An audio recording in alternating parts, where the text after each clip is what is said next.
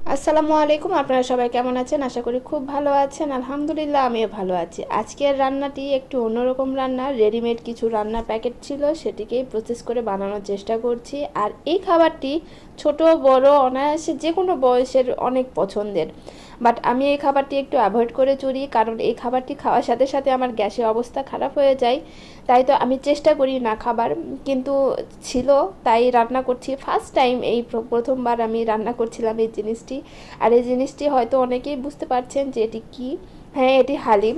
আমি first time রান্না করছি প্যাকেট হালিম, যেটি সেটি ডালটি অনেকক্ষণ আগে ভিজিয়ে রেখেছিলাম গরম পানি দিয়ে। আর এই তো মাংসগুলো কুচি কুচি করে কেটে নিয়ে, একদম ছোট ছোট পিস করে কেটে নিয়ে, প্যাকেটের মশলা সাথে আরও বাটা মশলা দিয়ে ভালো করে কষিয়ে নিয়েছিলাম। নিয়ে তারপরে পানি দিয়ে দিলাম।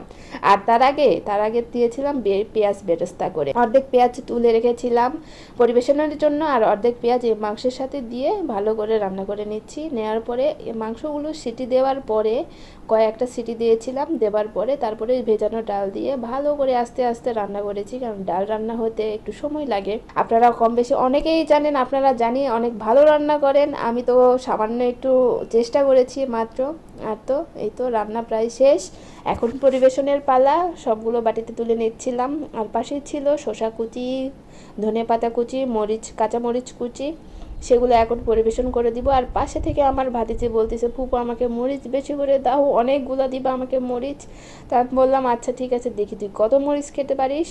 তো তারপরে এই যে আমার আমার ভাতিজির জন্য আমি রেডি করছিলাম। অনেকগুলো মরিচ দিয়েছি, ছোট বাচ্চা, তারপরে ওর মরিচের প্রতি অনেক বেশি আকর্ষণ। ওর মরিচ খেতে খুব পছন্দ করে, তাই তো ওটাতে একটু বেশি পরিমাণে মরিচ দিয়েছি। তারপরে লেবু দিয়ে দিলাম। তার আগে দিয়েছি পেঁয়াজ বেরেস্তা যেগুলো করে রেখেছিলাম সেগুলো। তার শেষে পেঁয়াজে লেবু দিয়ে পরিবেশন করে তাকে দিয়ে দিলাম। আর আজকের এই রান্নাটি কেমন লাগলো কমেন্ট করে জানাবেন।